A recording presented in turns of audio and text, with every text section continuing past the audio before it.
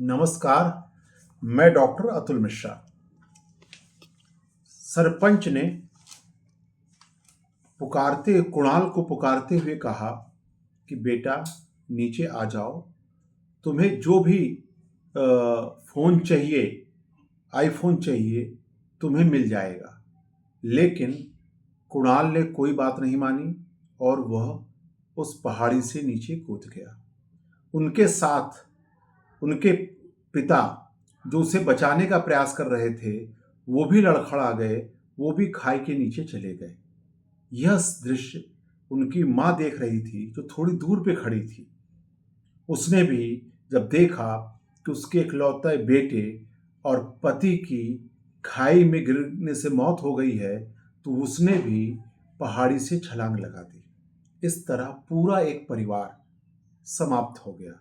और ये घटना है महाराष्ट्र के छत्रपति संभाजी नगर में, जहां प्रसिद्ध खवड्या पहाड़ी की ऊंची चट्टान से गिरकर एक परिवार के 3 सदस्यों की मौत हो गई।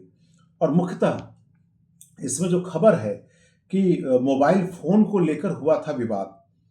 हाँ, इसे कहा गया है कि खासकर आईफोन को लेकर परिवार में काफी समय से विवाद चल रहा था। पुलिस के अनुसार कुणाल के मानसिक अवसाद में होने की बात भी कही जा रही है। स्थानीय अनुसार यह पहाड़ी इलाका बेहद ढलान पर था और वहां पर सुबह से ही वह लड़का कुणाल वहां पहुंच गया था।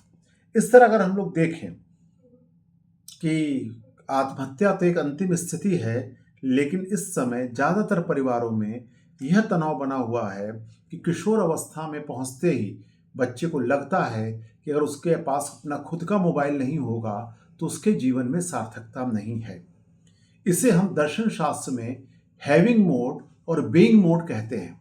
हैविंग मोड का मतलब होता है कि मेरे पास क्या क्या हो, व्यक्ति इसका प्रयास करता है। और बीइंग मोड में हो का मतलब होता है कि मैं क्या क्या बन सकता हूं, मेरे में जो प्रतिभा है, एक मनुष्य होने के नाते मैं जो हूं, मैं उसका विकास कैसे कर सकता हूं। ये देखा जाता है कि जब बाजारवाद हावी होता है, उपभोक्तावाद आता है, तो इस तरह की चीजें ज्यादा प्रभावशाली हो जाती हैं। और आज दुनिया के सामने, विशेषकर भारत जैसे देशों, जो विकासशील देश है, उसमें मध्यम वर्गीय परिवारों में यह चुनौती बनी हुई है कि व्यक्ति या बच्चा फोन के लिए या तो अवसाद में आ रहा है, या फिर जो बच्चे आत्महत्या करते हैं उनकी सूचना तो दी जाती है, लेकिन बहुत सारे परिवार इस संकट से जूझ रहे हैं। तो इसका समाधान क्या है? कोई सीधा समाधान नहीं है। अभी तुरंत समाधान यही है कि जब घर के अभिभावक अपनी बातचीत में जब किसी रिलेशन की बात करें तो पैसे को ज्यादा महत्व ना दें। जब अपने जीवन में एकमात्र लक्ष्य पैसे बनाते हैं कि मुझे पैसा चाहिए, जीवन में पैसा कमाना है, और ये जो समस्या है कि पैसा कमाना चाहिए, सही बात है, उसकी जरूरत भी सबको है, लेकिन उसके मूल्य के तौर पर जब हम लोग चर्चा करते हैं तो मुख्य प्रॉब्लम शुरू होती है। इसलिए परिवार का वातावरण इस तरह रखें कि हम जीवन मूल्यों, रिलेशंस को ज़्यादा महत्व दें और भौतिक चीज़ों को महत्व दें, लेकिन इतना कि वहाँ हमारे जीवन की आवश्यक वस्तु की तरह प्रयुक्त हो। तो देर सवेर हमें इस मूल्य व्यवस्था पर ही लौटने की आवश्यकता है। धन्यवाद।